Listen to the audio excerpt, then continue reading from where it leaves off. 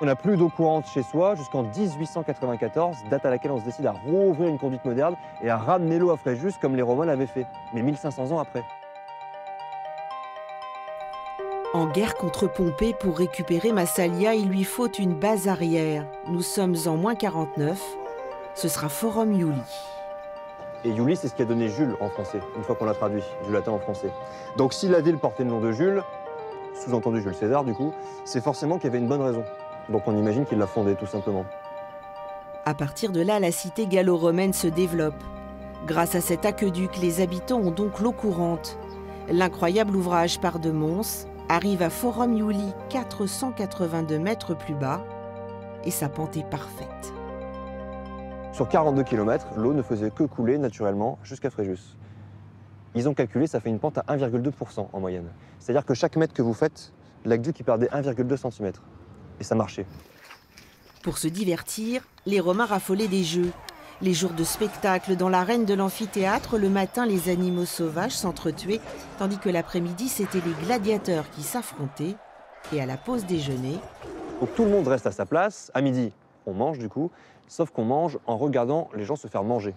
Parce qu'à midi, on exécute les prisonniers. Et souvent, on les condamne au lion, à être mangés par les lions.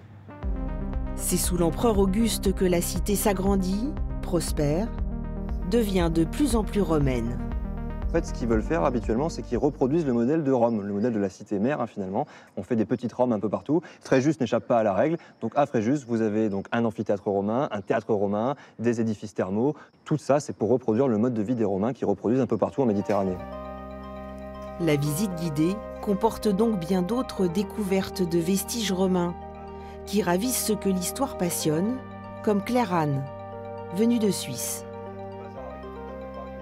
Je dirais émerveillement sur à la fois la conservation, l'enracinement de notre histoire, l'ingéniosité aussi du passé et tout ce qu'on peut en apprendre encore aujourd'hui. À Fréjus, partout où l'on creuse, il y a des ruines romaines. Alors quand un chantier est programmé, le service municipal compétent fait au nom de l'État de l'archéologie préventive, comme lors de la construction de cet immeuble. On a mis en évidence à ce moment-là le mur qui est aujourd'hui visible sur le parking, qu'on ne comprend pas forcément bien à ce moment-là. On sait qu'on est près du port, on sait qu'on est près de la mer, donc on le lie à quelque chose de maritime, mais on n'a pas l'explication. Plus intriguant encore, l'immense trou de 10 mètres sur 10 qui s'ouvre sous les pelleteuses. Les archéologues mènent alors des fouilles poussées et découvrent plusieurs bassins alimentés par 2 réseaux. En fait, sous leurs yeux, se révèlent des viviers. On a besoin d'une eau renouvelée, donc c'est pour ça qu'on a ces canaux qui sont aménagés. On a un mélange d'eau douce et d'eau de mer, on a un mélange d'eau saumâtre et qui permet vraiment de recréer ces conditions. Donc on stocke des poissons vivants ici entre l'an 0 et les années 40 après Jésus-Christ. Plus question alors de préventif, l'opération de sauvetage est lancée. Des fondations sur pilotis sont choisies.